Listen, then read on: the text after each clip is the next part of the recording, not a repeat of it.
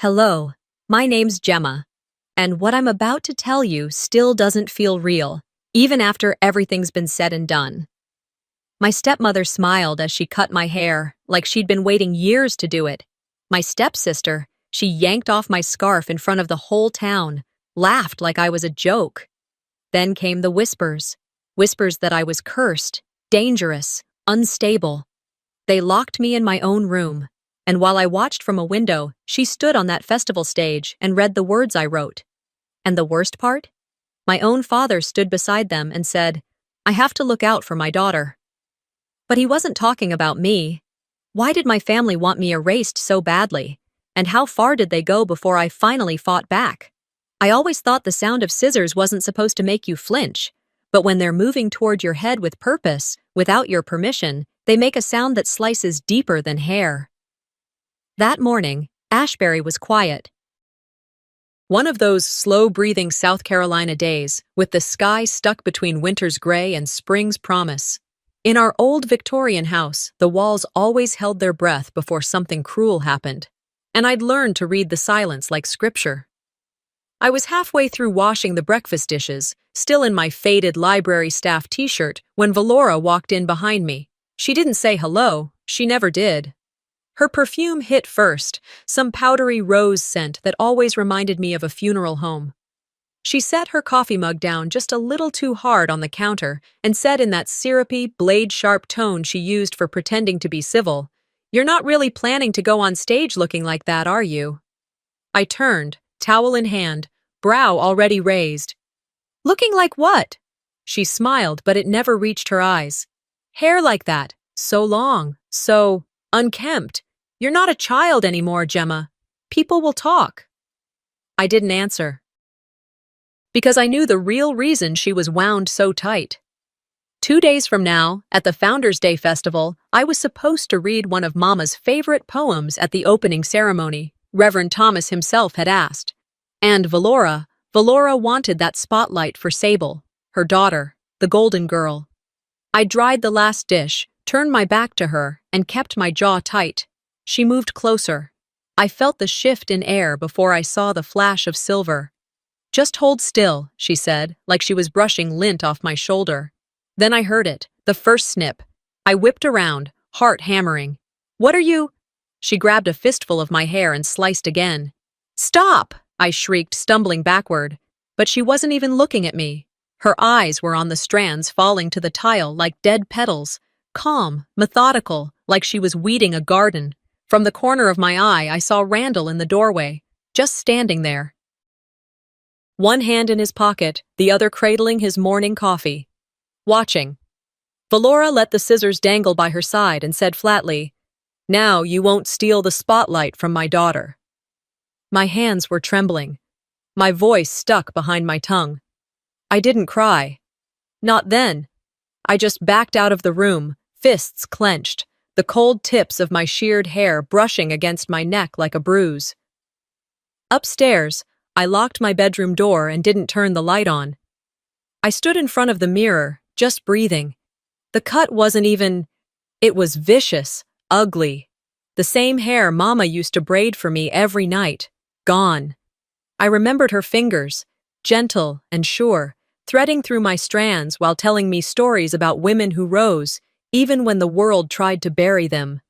Valora had no right to touch what wasn't hers. No right to erase that part of me.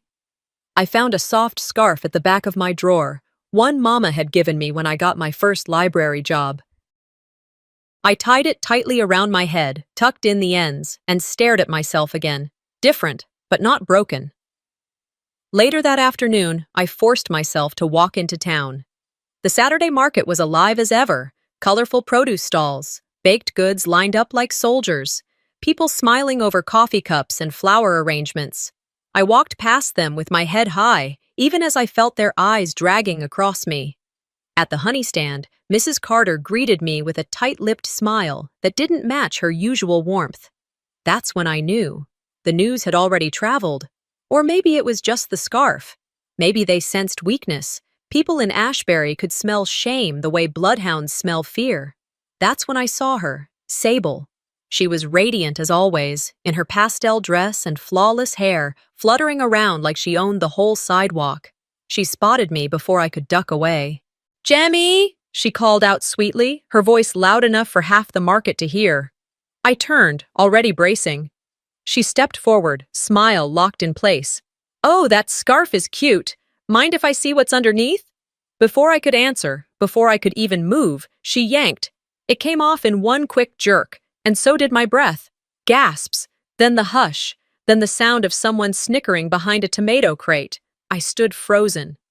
The wind bit at my exposed neck. My chopped hair stuck out in jagged layers, uneven and raw. I looked like I'd been through a storm. Sable tilted her head, mock surprise painted across her face. "Oh, I thought you were just wearing it for style." I didn't say a word. Didn't run, didn't flinch. I reached down, picked up the scarf with steady fingers, and tied it back on without breaking eye contact. Then I walked away, not fast, not slow, just steady. People parted to let me through. Some pretended to look at other things. Others didn't even bother to hide their smirks. I made it all the way home without shedding a tear, but once I was inside, once I closed the front door and leaned against it, my knees went soft. I let myself sit on the hardwood floor for a few minutes.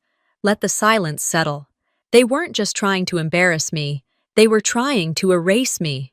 I went upstairs and opened my mother's old notebook. Inside was the poem I was supposed to read at the festival, The Quiet Route. It was about growth in darkness, about beauty no one saw until it broke the ground. I copied one line onto a scrap of paper and pinned it to my mirror. They buried me, but they didn't know I was a seed. If they thought this would break me, they were wrong. I didn't sleep much that night. The weight of what happened at the market clung to me like smoke in my clothes, impossible to shake off. I thought if I could just make it through Sunday, things would settle. That by Monday, people would find something else to whisper about. I was wrong. By sunrise, the first whispers had turned into full sentences, and by the time I left the house for work, the town already had a new story. One with me at the center, wrapped in shadows I hadn't earned. As I walked along Main Street toward the library, I could feel it. Something had shifted. The usual greetings were there, technically, but they were colder, clipped at the edges. No small talk. No, "How's your dad?" from Mrs. Evers. Just a series of tight nods and glances that didn't last longer than they had to. I passed Keller's bakery and caught a glimpse of Sable standing just outside with Mrs. Keller herself. They leaned in close like co-conspirators, speaking in tones too low for me to catch, but not so low that I couldn't feel the weight of it. Sable caught my eye and gave me a smile. One of those fake, slow ones that made you feel like you'd walked into a trap and only realized too late. When I finally reached the library, the space felt off. Carla, one of our regulars, lingered longer than usual at the checkout desk, her hands twitchy, her voice uneven. "I was just wondering," she said, not meeting my gaze. "Were you up by the old oak tree Thursday night? Someone said they saw you doing something." I blinked. "Doing what?" Carla hesitated. "Muttering, like chanting, that kind of thing." I laughed, short, flat. "No, I wasn't. And even if I had been, I promise I wasn't calling down the plague." She laughed too, but hers was nervous, as if she suddenly realized she shouldn't be standing so close to me. The conversation didn't last long. She left with her book tucked close like a shield, and I was left staring at the stamp on the inside cover, wondering when common sense became a luxury in Ashbury. I spent most of the day going through my normal routine, reshelving, organizing the new arrivals, helping a few students with their assignments. But no matter what I did, I couldn't shake the feeling that people were watching me through a different lens, like everything I said or did had to be run through some sinister filter before they could understand it. That night, just as I was settling into a quiet dinner alone, my phone buzzed. It was Thalia. Her message was short. "Check the community page. Now." I opened the Facebook group, Ashbury Connect, and there it was. A post from an anonymous account, a photo of one of my sketchbook pages. The symbols, delicate, looping patterns I'd drawn for a local history project on early Appalachian folklore, looked strange out of context. Paired with the caption, they looked dangerous. What is this? Is someone bringing bad luck to Ashbury? My chest tightened. I scrolled through the comments. Isn't that the librarian girl? I heard she was caught talking to herself near the churchyard. This is why our crops are failing. I always knew she was strange. There were a few voices defending me, people reminding others that Ashbury had always dealt with seasonal blight, that folklore wasn't witchcraft, but they were buried under layers of suspicion and fear. The image had come from my private sketchbook, a book I kept in my desk drawer, one that only one other person had ever touched. Sable. A few weeks ago, she had asked to borrow it, to help her with a floral design she was sketching for Valora's shop window. I hadn't thought twice about it. She returned it with a smile and a compliment. "You've got talent," she'd said. I should have known better. I stormed downstairs, sketchbook in hand. Randall sat in his recliner, flipping through channels with the same disinterest he always wore like a second skin. "Did you see the post?" I asked. He didn't look up. "I don't get involved in Facebook drama." "She stole from me," I said. Sable took my sketchbook and twisted it into something ugly. "People are accusing me of witchcraft, for God's sake." Valora entered from the kitchen, drying her hands on a dish towel. "If people think you've brought trouble here," she said, "maybe it's for a reason." I turned to her, fury vibrating just beneath the surface of my voice. "What's that supposed to mean?" She shrugged, unbothered. "You keep to yourself. You don't smile much. You wear those scarves. People talk." Randall said nothing. He never did. I walked out before I said something I'd regret. Back in my room, I sat at my desk, staring at the spot where my sketchbook usually lived.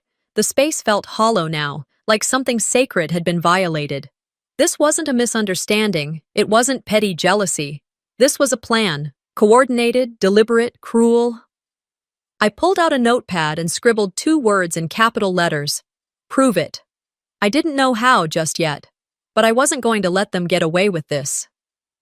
It was barely light outside when I walked up the steps of Ashbury First Baptist Church. The cold bit at my fingers, but I wasn't sure if it was the temperature or what I suspected was waiting for me inside. The parking lot still held the dewy stillness of early morning, but there were voices echoing from the foyer. I knew I should have waited until later in the day, when fewer people were around, but something in my chest told me to go now. Face it head on. Inside, the smell of floor polish and paper bulletins hit me like it always did. Familiar, almost comforting. I nodded politely to Mrs. Dawson, who was arranging coffee cups in the fellowship corner, and walked straight to the corkboard where they pinned the weekly announcements. The flyer was there. Founders Day Festival, opening ceremony, reading. Sable Griggs. Not my name. Hers. Same time, same place. Same poem I had practiced since February. My breath caught, but I didn't let it sit too long. I scanned the rest of the list. My name wasn't anywhere. Not on the volunteer schedule, not on the sign-up sheet for table setup, not even on the baker's needed notice. They hadn't just replaced me, they had scrubbed me clean off the program like I was never part of it to begin with. As I stood there, motionless, I heard someone clear their throat behind me. I turned to find Mr. Kavanaugh, an elder, someone I'd known since I was a child, glancing at the bulletin with an awkward tilt of his head. "Maybe it's for the best, Gemma," he muttered, eyes not quite meeting mine. "Things are tense enough." I wanted to ask him what that meant exactly. Tense for who? But instead I just nodded slightly, as if that made sense, and walked out before my face gave me away. By the time I got to Main Street, the stores had opened, and the town was already buzzing with festival preparation. Banners stretched from one side of the street to the other. Children were painting wooden signs.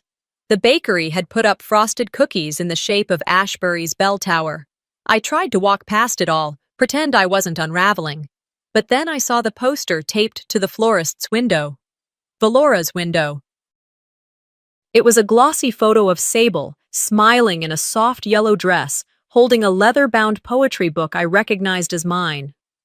The caption read, "Join Ashbury's own Sable Griggs as she opens this year's Founders' Day with a heartfelt reading honoring our town's spirit."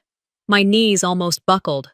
I stepped back, head spinning, watching as Valora appeared behind the glass, arranging tulips. She looked up, saw me, and gave the smallest nod, as if acknowledging an agreed-upon outcome. It was never about the poem. It was about taking my place, piece by piece. I walked without a destination for a while, just up and down side streets, trying to breathe through the ache in my chest. Eventually, my feet carried me to Ioni's house, the one person left in this town who still called me dear without bitterness in her voice. She opened the door with a soft smile that didn't quite reach her eyes. "You look tired," she said gently, motioning me inside. I sat down at her kitchen table while she poured tea, chamomile same as always, and set out a dish of ginger snaps she'd probably baked the night before. We chatted, or tried to. I asked about her garden. She asked about my hours at the library. But every time I brought up the festival, or even mentioned the church, her expression would falter. She'd change the subject, or refill my cup. Finally, I said it plainly. "Did Valora come see you?" Her silence was answer enough. When she did speak, her voice was so quiet I barely caught it. "She stopped by last night." I set my cup down. "And?" "She didn't threaten me. Not directly." Ioni's hands trembled slightly as she folded them in her lap. "But she mentioned old stories, things from my nursing days, accusations that were never true but never quite went away either." I stared at her. "She blackmailed you." "She gave me a choice," Ione said, eyes glistening. "She said it would be better for everyone if I kept some distance for a while." My throat tightened. "And you agreed?" Her lips pressed into a line. "I'm sorry, Gemma. I truly am. But I can't afford to lose what little I have left in this town." I stood, not out of anger, but to keep from crying in front of her. Ione didn't look away. "I hope you understand," she whispered. I did. I didn't like it. But I understood. People in this town weren't brave. They were self-preserving. Valora didn't need to shout to control them, just whisper in the right ears. I left her house around midday. The sun was out now, but it didn't warm me much. On the way home, I passed familiar faces. Some looked through me. Others offered thin, artificial smiles, the kind people give to strangers who make them uncomfortable. When I walked past the florists again, Valora was standing outside with a clipboard, organizing deliveries for the festival. She wore a wide-brimmed hat and a floral print apron. She laughed at something one of the teens said. As I passed, she didn't acknowledge me. She didn't have to. She had already erased me. I got home, made myself a sandwich I didn't finish, and went upstairs. My room was the only place in the house that still felt like mine. Barely. That night, I sat at the window, lights dimmed, watching strings of bulbs being tested across the festival grounds in the park down the road. People were already setting up tents, checking audio equipment. I watched them walk back and forth like they were building a celebration on top of my body. They'd stripped me of my voice, my space, my connections, and now they were pretending I never existed at all. But if Valora thought this was done, if she thought I'd slink away quietly, she was wrong. "They think they can erase me," I whispered to the dark outside. "Let's see how that goes." Monday morning rolled in under a veil of quiet dread. It should have felt like any other week in Ashbury. Kids heading off to school with their lunchboxes swinging, folks lining up for coffee at Donna's Diner, a few early risers already prepping booths for the upcoming Founders' Day festival. But beneath it all, I sensed the shift, the kind you don't see but feel in your bones. My name had been on too many lips for too many days, and I knew something was coming. I was at the community center helping set up for the craft fair. I'd signed up months ago, before everything started spiraling. It was one of the few responsibilities they hadn't formally kicked me off of. Yet, I figured if I kept my head down and focused on the task, I might remind people I still belonged here, that I wasn't some ghost wandering the streets. I was unpacking yarn bundles at the far end of the hall when I heard my name spoken loud enough to crack through the hum of conversation. Gemma! I turned. Mrs. Fuller was storming toward me, her face flushed, one hand clutching her purse like a weapon. Her other arm held tightly onto her son's shoulder. Eli, maybe 8 or 9, looking pale and confused. "You touched my boy at church yesterday, didn't you?" she demanded. I blinked. "Excuse me?" "Don't play dumb," she snapped. "Someone saw you patting his head after the service, and now he's running a fever and can't hold down his breakfast." I looked at Eli, who didn't meet my eyes, just stared down at the floor. "I handed him a bulletin," I said evenly. "That's all." "Then why would someone say they saw you whispering something over him?" "Something strange?" I felt a chill at the back of my neck. "I didn't whisper anything. I said, 'Have a good week,' same as I do with all the kids." Her voice rose. "You think this is funny? You think playing innocent will change what's happening in this town?" Other heads were turning now. Crafters, vendors, even Pastor Walker, who'd just arrived and was still sipping from his travel mug. They weren't approaching, but they were watching. Mrs. Fuller pointed at me. "This is what happens when you let evil walk around unchecked. My boy's sick because you brought something into that church." "That's enough," I said, trying to keep my voice calm. "You're scared, and I get it, but pointing fingers without proof." "She's right." That voice, soft, sugary, and venom-laced, cut through the crowd like a blade. Sable stepped forward from the far side of the room, arms crossed, phone in hand, like she'd been filming or getting ready to. "Gemma's been drawing strange things. Everyone's seen it. And she was near the boy. Coincidence?" People started murmuring. "She was at the tree before the crops went bad." "She's always off in her own world." "Didn't she have some weird journal or something?" I stood frozen, watching the whispers turn into a swarm. And then, just when I thought it couldn't sting worse, Randall walked through the door. He paused when he saw the scene, me standing alone in the middle of an increasingly hostile circle. He didn't look surprised. He never looked surprised anymore. Someone asked him, "Is this your daughter?" He hesitated. For the smallest moment, I thought maybe, just maybe, he'd stand up for me. But then he said, "I don't know what she's been up to, but let me be clear. I'm not involved in any of this." It hit me harder than I expected. Not the words exactly, but the way he said them. As if he were stepping back from a stranger at a crime scene, my own father. The crowd didn't explode. They didn't need to. The damage was already done. His silence before was bad enough. But this? This was erasure wrapped in false neutrality. Behind him, Valora stood near the doorway, arms folded, face calm as stone. And next to her, of course, Sable raised her phone and hit record. I caught just enough of the screen to see it was already live. I looked back at Randall, searching for any sign of regret. There was none. I didn't cry. I didn't yell. I didn't plead. Instead, I walked. Right past Mrs. Fuller, past the pastor, past the dozens of eyes following me like I was something crawling across the floor. As I stepped outside into the warm morning air, I felt like I was watching my life collapse from the outside. The sky was clear, birds chirped, the festival banners fluttered with cheer, and inside, a room full of people had just decided I wasn't one of them anymore. I walked the long way home, through Maple Street and past the park. It gave me time to think, to feel, and to plan. By the time I reached my front steps, my body felt heavy, but my mind was strangely sharp. I opened the door, dropped my bag, and stood there for a minute, looking around the living room. The floral couch Valora picked out, the wooden frames Randall insisted on keeping, the fake houseplants Sable used for her video backgrounds. None of it felt like home. None of it ever did. I made myself a cup of tea, didn't drink it.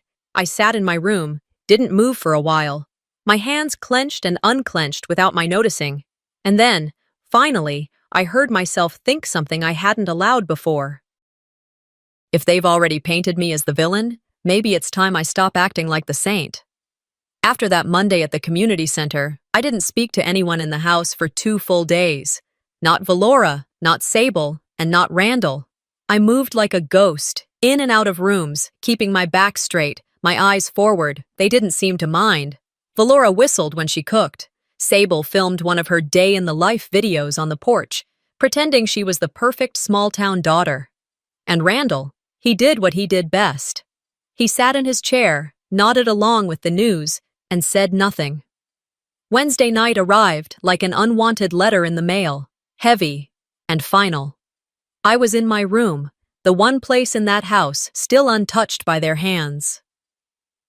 A single lamp lit the corner of my desk, casting a soft glow on the objects that still connected me to something pure. There weren't many left.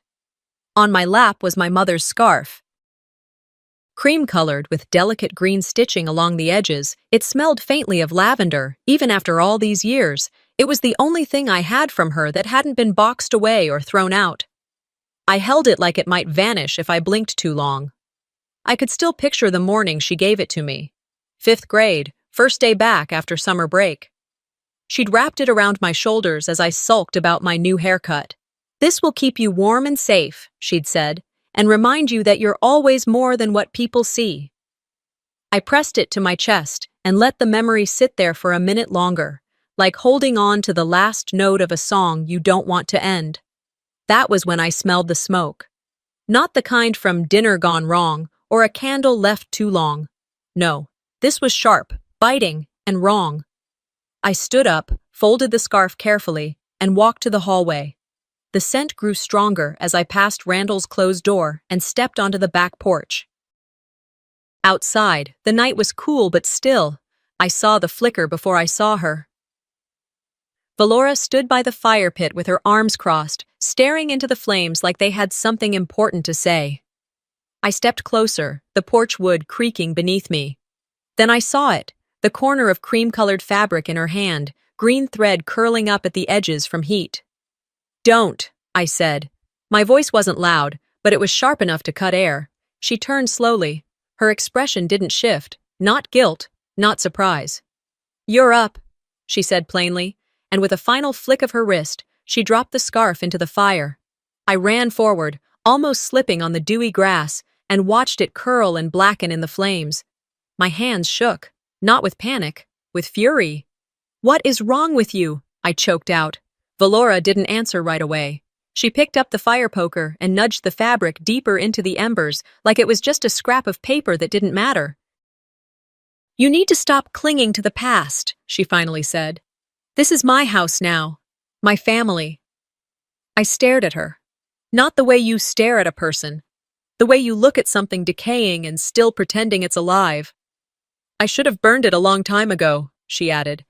"That woman, your mother, she left behind more mess than memories." I couldn't move. I couldn't breathe. Behind me, I heard the door open. Randall stepped out, rubbing the back of his neck like the whole thing was just an unfortunate inconvenience. "She burned Mom's scarf," I said to him. My voice cracked. "She took the one thing I had left." He looked at the fire, then at me, then at her, and he sighed. "Gemma, I have to look out for my daughter." I blinked. "What?" He didn't say it again. He didn't need to. In that moment, I saw it clearly. He didn't see me as his daughter anymore. Maybe he hadn't for years. Sable was easier, louder. She smiled more. She didn't ask for space to grieve.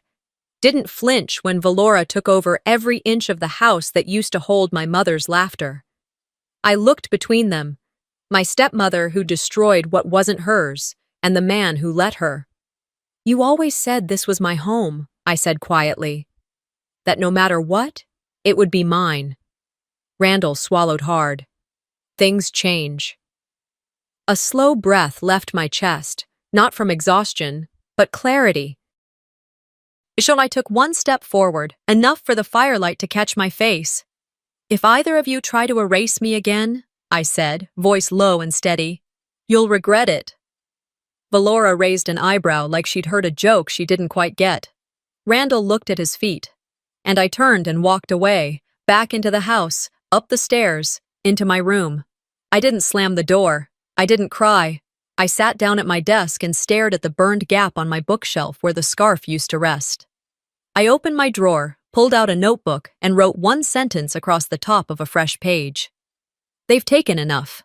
And I underlined it twice. I woke to golden stripes of sunlight cutting through the blinds, painting bars across the walls like I was somewhere between a bedroom and a cell. Somewhere outside, I heard the distant slam of a car door. For a moment, I thought I'd overslept. My alarm hadn't gone off. I rubbed my temples, blinking off the last threads of sleep as I swung my legs over the edge of the bed. My body still ached from restless tossing. A dull unease settled over my chest. I padded across the room and reached for the doorknob, intending to head to the bathroom, maybe grab some water, normal things that shouldn't require second thoughts. The knob didn't turn. I blinked, tightened my hand, and twisted again. Harder. Still nothing. The door wasn't stuck. It was locked, from the outside. My heart gave a panicked flutter. I knocked once, then twice. Hello? My voice was cautious, unsure, still hoping this was some kind of mistake. Silence.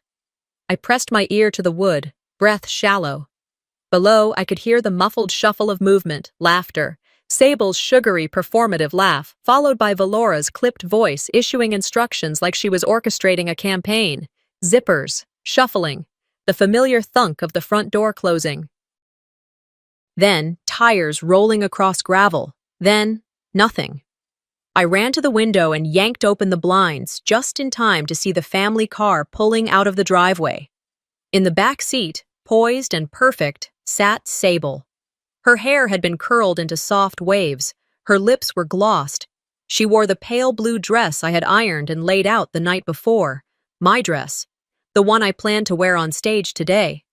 And in her lap, she held a stack of white paper. My speech. They didn't even bother pretending anymore.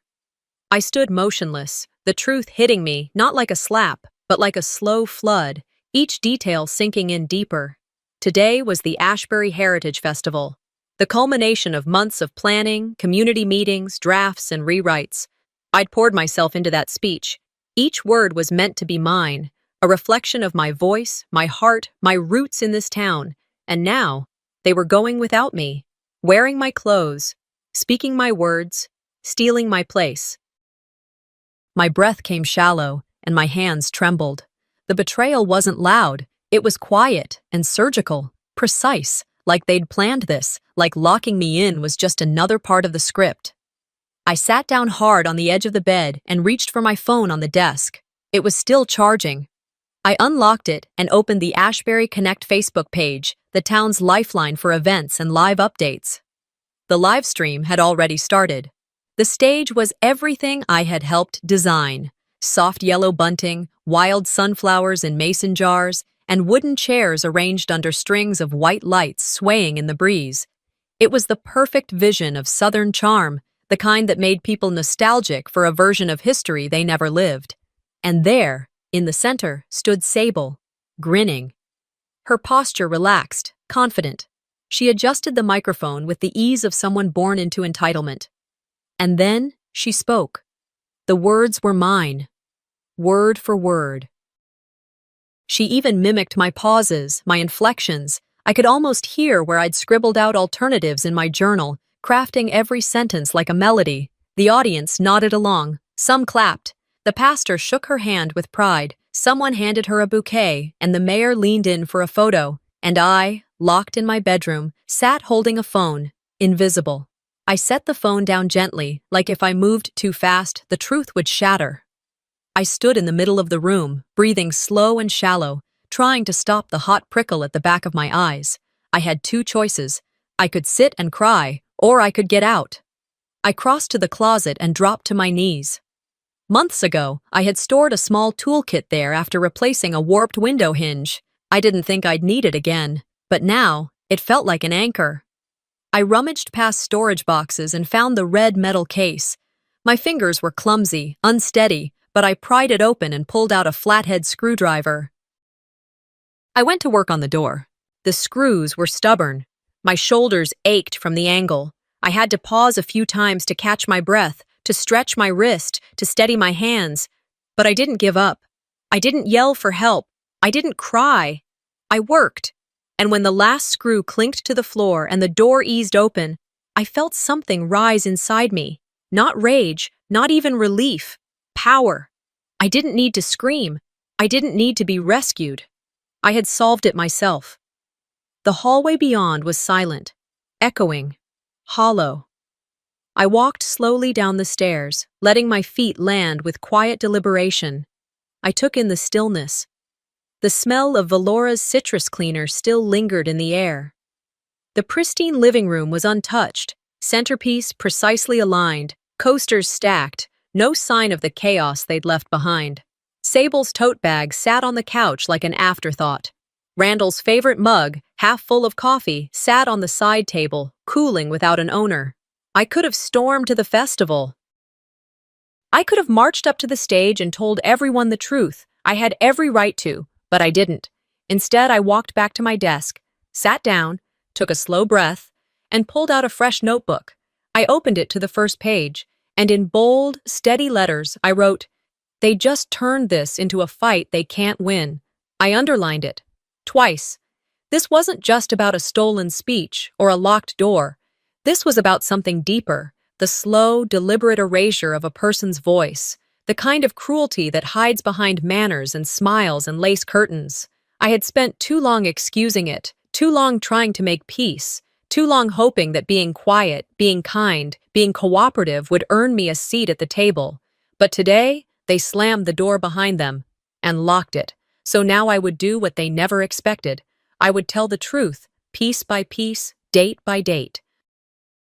I began writing. Every slight, every time my contributions were passed off, every meeting where my ideas were echoed louder by someone else's voice. I wrote down the dress, the speech, the keys I'd once had to the office that mysteriously stopped working. I wasn't doing this for revenge. I was doing this because I deserved to exist in full view. They wanted me silent. They wanted me erased. They had no idea who they were dealing with. By Monday morning, I'd already started building my case. I didn't make a speech. I didn't call anyone out. I did what my mother used to do when the world got too loud, pulled inward and got to work. Quietly, precisely. Thalia and I met in the back corner of the Ashbury Public Library, where the Wi-Fi was strongest and the windows faced the alley, not the street. Less chance of someone peeking in or accidentally listening too close. She brought her laptop, I brought a box of old paperwork I'd kept tucked away in a trunk, and together we started organizing the mess into something sharp. "Your name is still listed on the original property transfer," Talia said, eyes skimming through the scanned deed. "It doesn't say full ownership, but your mother's signature shows clear intent to preserve your stake." I nodded, jotting notes as she spoke. That mattered, not just emotionally, but legally. We backed up screenshots of the original email I'd sent to Sable with my speech draft, proof of authorship. I highlighted witness statements from two of my regulars at the library who remembered me reading those exact lines out loud during practice. Everything had to be verifiable. I wasn't going to hand Valora or Sable any room to say I was making things up or being emotional, like they always claimed when they ran out of excuses. By the time the lunch hour passed, we'd filled a USB drive and most of a notebook. It was the closest thing I'd felt to control in weeks. That night, I stayed up late formatting everything, labeling files, setting folders in order. It felt a little ridiculous at times, like I was preparing for trial when all I wanted was my life back. But I knew better now. In Ashbury, perception was power, and for too long, Valora had controlled both. Then came the pushback. It started with a Facebook post, simple, short, and dripping with condescension. Some of us are trying to stay positive despite the negativity others are spreading. Mental health is serious, y'all. Pray for those struggling to see themselves clearly. Signed, Valora Griggs. Not directly naming me, of course. That would have required honesty. But everyone knew who she meant. The comments came fast. "You're so strong, Valora. Some people just can't handle seeing others succeed. Been praying for peace in your household." Sable chimed in an hour later with a post of her own, a close-up of her holding a candle and the words, "Lifting someone I love through prayer, not naming names, just trusting God." I rolled my eyes so hard I nearly gave myself a headache. But it worked. That's what stung most. The message wasn't just reaching their friends. It was bleeding into the church group chats, the PTA circles, the silent spaces where people whispered and rarely checked facts. I knew I couldn't outpost them, so I stuck to my plan. Tuesday afternoon, I overheard Randall on the phone in the kitchen. I wasn't eavesdropping. He wasn't exactly being quiet. Yeah, he was saying. She's going through something, I think. Valora wouldn't post something like that without a reason. I stood in the hallway, out of sight but close enough to feel the weight of every word. She's been distant, upset about things that happened years ago. It's hard to reason with someone who won't let go. It took everything in me not to walk in there and scream, but I didn't. I waited until he hung up, then went outside to sit on the steps and let the cool air pull the heat from my skin. I didn't cry. I was done crying over Randall, over the man who used to tuck my scarf into my coat when I was a little girl, over the man who, apparently, decided I was too much work to defend.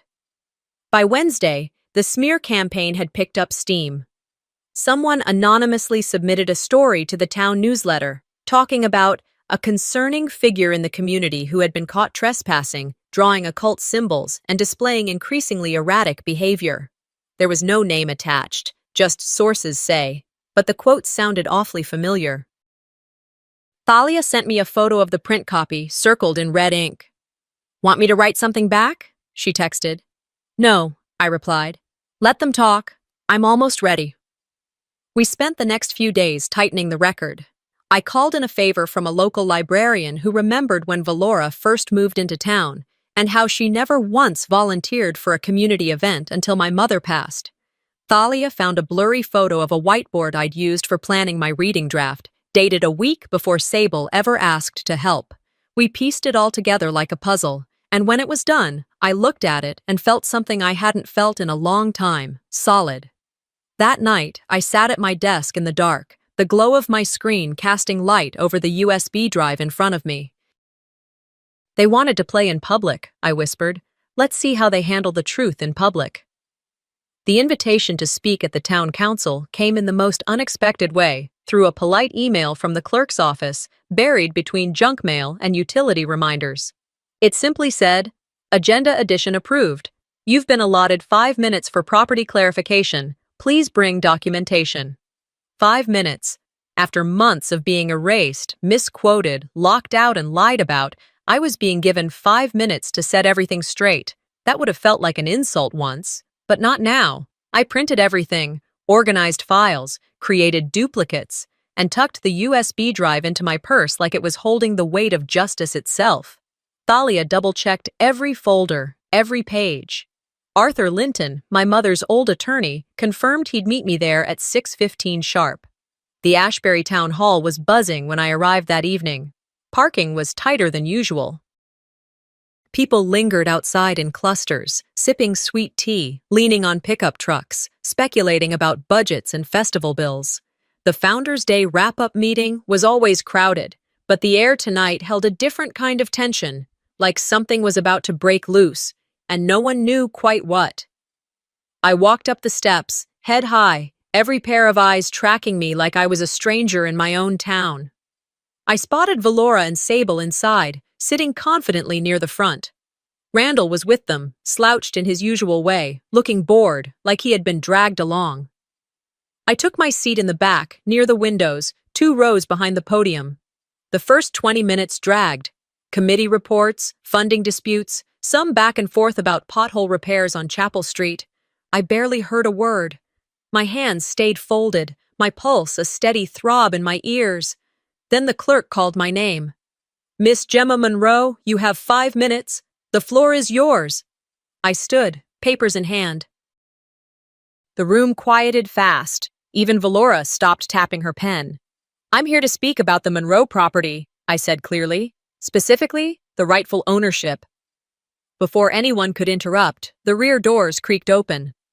Arthur Linton entered, dressed in his usual blazer, holding a leather briefcase that looked older than I was. He nodded at me, then stepped forward and handed a thick folder to the council clerk. This pertains to the original will and deed of transfer, Arthur announced. Filed in 1999, signed by Margaret Monroe, prior to her marriage to Randall Pike. You could hear the oxygen leave the room. Arthur continued without missing a beat. The will names her daughter, Gemma Monroe, as the sole inheritor of the property located at 48 Mill Creek Road. No amendments were ever filed. No contestation was made at the time of death. This document was legally binding then and remains so now. Valora sat up straighter. Sable blinked. Randall leaned forward like maybe, for once, he realized something wasn't going to go his way. The council members flipped through the pages, murmuring. The clerk scanned and projected the deed onto the overhead screen. There it was, my mother's handwriting, clear and looped, my name spelled out in full. I've also filed for immediate legal enforcement, Arthur said, pulling out another document. Per court order, eviction notices have been issued to Mrs. Valora Griggs, Miss Sable Griggs, and Mr. Randall Pike. They have 72 hours to vacate the premises. That was it. Clean, direct, legal. Valora opened her mouth, but the council chair shut it for her. This isn't a debate, ma'am. The order stands. Sable looked like she wanted to vanish. Randall turned red. Not angry red, but something worse. Embarrassed. I didn't gloat. I didn't smirk. I just stood a little taller. I turned to them, calm and steady, and said, You spent months trying to erase me from my own life. It's over. And with that, I picked up my purse, nodded to Arthur, and walked out of the room. I didn't wait for reactions. I didn't need them. Outside, the air was crisp and open. For the first time in a long while, I could breathe without feeling like I owed anyone an apology. I walked slowly toward my car, letting the weight of it settle. Not revenge, not even justice, just restoration. The past few months had been a storm, but in that moment, with my mother's name legally tethered back to mine, I felt something anchor inside me again. By the end of the week, the house was quiet. Too quiet. The front door clicked shut behind me one final time that week, and for the first time in years, no one was coming through it after me. No muffled footsteps upstairs. No passive-aggressive questions from the kitchen. No manufactured laughter echoing down the hallway. Just me. And silence. The house was mine now. Legally. Fully.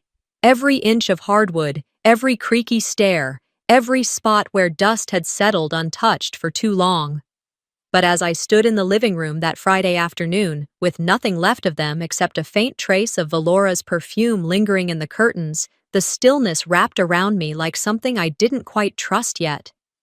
I walked slowly from room to room, letting my fingers graze the walls like I was meeting them for the first time. The dining table, once host to dinners where Randall barely looked at me, sat clean and quiet.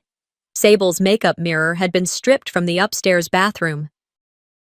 Valora's framed photos were gone, the nails they hung on still embedded in the walls like ghosts who hadn't gotten the message to leave. I paused in the doorway of what used to be their bedroom. Empty. Just sunlight cutting across the floor where her jewelry box once sat. I wasn't smiling. Not exactly. But my jaw wasn't clenched either. That evening, I stopped by the library to check the returns. Routine. Grounding. On the way out, two regulars, Mrs. Vaughn and Pete Langford, were whispering near the mystery section. When they saw me, they stiffened a bit, but Mrs. Vaughn leaned in and said, Well, I guess she finally got what was coming. Pete nodded. Did you hear the flower shop shut down? Whole communities turned cold on her. I didn't say much, just offered a polite smile and kept walking, but inside, I filed it away. Not with glee, not as some triumph to save her, just confirmation. Valora had spent years building a name on half-truths and charm.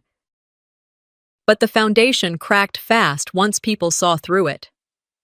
Later that weekend, Thalia texted me a screenshot. Sable's influencer account had been flagged for plagiarism after someone submitted my original speech to the hosting platform. Sponsorships gone. Follower count plummeting. Her brand unraveling in real time. Randall, I heard through Ione, had moved into a rental on the far end of town. One of those one-bedroom apartments above a hardware store. Word was, he hadn't shown up for breakfast at the diner all week. Folks stopped sitting with him anyway. The fallout happened fast, but none of it brought back what they took. Monday morning, Ione came by. She held a small potted fern in her arms and wore that look I'd always associated with good intentions wrapped in quiet regret.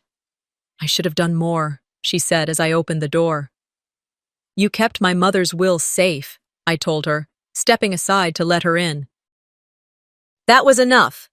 We sat on the porch with tea, the breeze just light enough to rustle the old wind chimes. She didn't talk much, neither did I. Some silences aren't heavy, they're healing.